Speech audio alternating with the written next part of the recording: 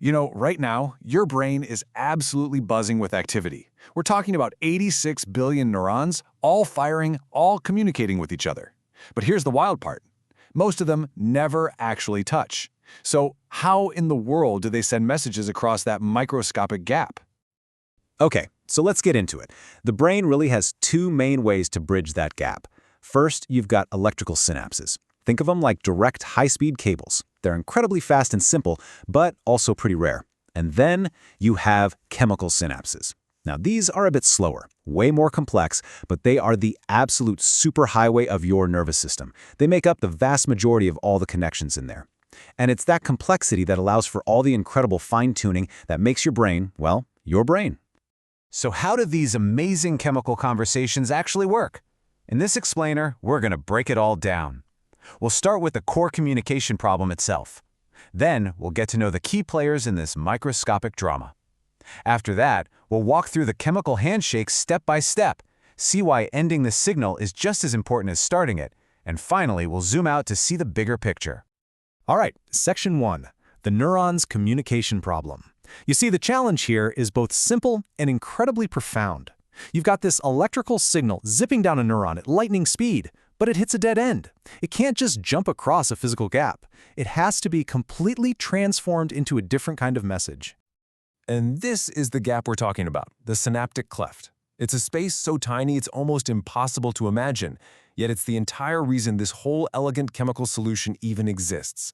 This little gap does more than just make sure signals go one way. It creates this perfect little space where the message can be changed, made stronger, or even stopped completely, giving the brain an almost infinite number of control points over its own circuits. So what are the different parts that make this communication possible? That brings us right to Section 2, the anatomy of the synapse. To really understand the conversation, you've got to meet the speakers first. First up, we've got the presynaptic terminal. You can think of this as the sender, the one doing the talking. It's the very end of the first neuron, and it's all loaded up with the chemical message it's about to send out. And what is that message made of? Well, those are the neurotransmitters, the brain's chemical messengers. They're neatly stored in these tiny little biological sacs called vesicles. It's kind of like having millions of messages in tiny bottles, all just waiting for the signal to be tossed into the sea of that synaptic cleft. Now, sitting on the other side of the gap, on the receiving neuron, we find the postsynaptic receptors. Each of these receptors is like a perfectly shaped lock. It's not going to respond to just any old message. Nope, it's waiting for one very specific neurotransmitter. It's key to come along and unlock the next step in the chain. So we have the sender, the message, and the receiver. Seems pretty straightforward, right?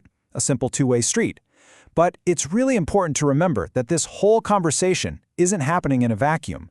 The entire setup is supported by glial cells, which are kind of like the unsung heroes here, managing the whole environment to make sure the signal is clear and efficient. Think of them as the stage crew for this entire neural play. Okay, so we've met all the players. Now it's time for the main event. Section 3, the chemical handshake. Let's walk through the play-by-play of exactly how a neural message gets sent. This whole thing happens in a flash, so let's break it down. Step 1, an electrical signal zips down and arrives at the end of the first neuron. Boom. This triggers step 2, special channels fly open, letting calcium ions rush inside. That flood of calcium is the crucial trigger for step 3. The vesicles, our little message bottles, merge with the cell wall and release their neurotransmitters into the gap. For step 4, those chemical messengers float across the cleft and bind to their specific receptors, just like a key sliding into a lock. And finally, step 5, that connection opens up new channels on the second neuron, creating a brand new electrical signal. And just like that, the message has been delivered. But here's the thing. Sending the message is really only half the battle. This brings us to Section 4, ending the signal. What happens after the message is received? Well, it turns out that cleaning up the mess is absolutely critical. Yeah, this slide puts it perfectly. If that signal just sticks around, it's no longer a signal, it's just noise. If those chemical messengers just hung out in the gap, they'd keep activating the neuron over and over and over again, leading to total chaos. To have a clear conversation, you need pauses. You have to know when one message ends so a new one can be heard. So, the brain has 3 main cleanup strategies. The first is called reuptake, where the original neuron or one of those helpful glial cells literally vacuums the neurotransmitters back up to be recycled for later. The second is enzymatic degradation. This is where special enzymes in the cleft just chop the neurotransmitters into little pieces so they can't bind to anything anymore. And finally, some of them just passively diffuse, meaning they just kind of drift away from the synapse. So, we've seen how one single message gets sent and then cleaned up, but how does this tiny mechanism create something as unbelievably complex as a thought? Well, that brings us to our final section, the bigger picture. It's time to zoom out from the synapse to the whole system. Now, here's a really crucial point. Not all messages are go signals.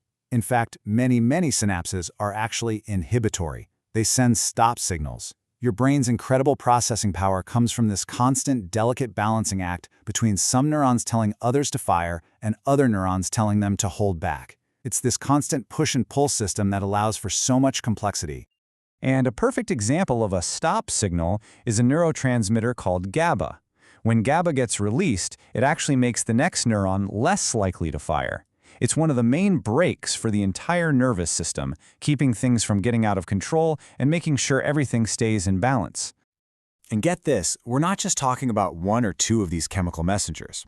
Scientists have already identified over 100 different neurotransmitters, and that number is constantly growing. Each one has a slightly different job, a different kind of message to send, which adds these incredible layers of nuance to the brain's chemical language. And this is why all this microscopic detail matters so much. It's the very basis for a lot of modern medicine. For example, take common antidepressants like SSRIs. They work by targeting that cleanup mechanism we talked about. They block the reuptake, the vacuuming up of serotonin, which is a neurotransmitter linked to mood.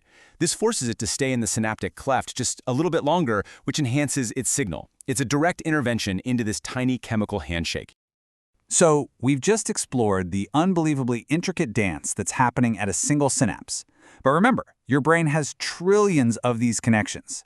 Every thought you have, every memory you make, every single feeling you experience, it's all the result of this massive chemical symphony playing out on a scale that is almost impossible to comprehend. So that leaves us with one final question. This is what one synapse does. What happens when trillions of them fire at once? Well, that is both the magic and the mystery of the human brain.